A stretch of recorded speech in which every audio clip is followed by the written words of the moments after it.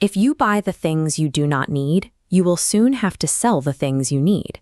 Warren Buffett, the wizard of the stock market, has followed that rule to become the third richest person on the planet. Despite his status, he maintains a lifestyle devoid of typical billionaire trappings, driving his own car to work and employing no personal security detail. He still lives in the same house he purchased 50 years ago, right after his wedding. This pattern of restraint functions as the primary mathematical engine that generated his empire.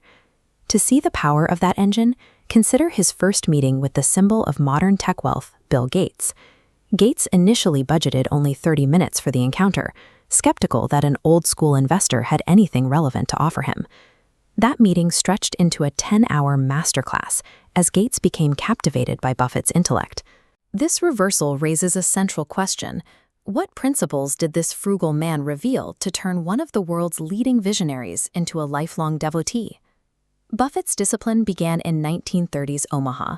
His father Howard was a stockbroker, providing Warren with a front-row seat to the mechanics of the market from a young age. By age 11, Warren was operating a door-to-door newspaper delivery route, focused on earning over playing. He earned $180 every month, a massive income for a child in that era. He funneled those earnings into savings and investments, ignoring the typical childhood impulse to spend on toys or entertainment. By 14, he bought a plot of land, and he reached college with $800 in capital. Securing that capital in childhood gave his wealth a vastly longer timeline to grow and compound. By systematically delaying gratification as a boy, he built an unshakable foundation of capital. Multiplying a pile of cash requires a specific set of technical skills beyond simple accumulation.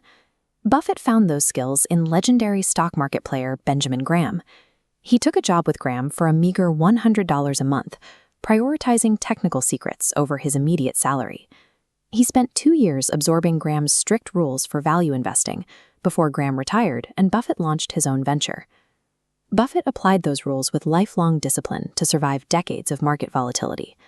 Continuous reinvestment over many decades eventually turns linear growth into an explosive spike of billions. His fortune is the mathematical result of applying strict investing logic to a disciplined financial base over 80 years.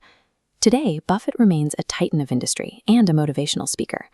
Yet the question remains, why does a man with access to nearly infinite resources still choose a life devoid of luxury? Compounding capital over decades served as a deliberate strategy to achieve maximum eventual impact. He has already given away the vast majority of his multi-billion-dollar empire, earning recognition as the greatest philanthropist of the 21st century. The world's most successful investor reached his position through early discipline and lifelong learning, ultimately prioritizing the utility of his wealth over its accumulation.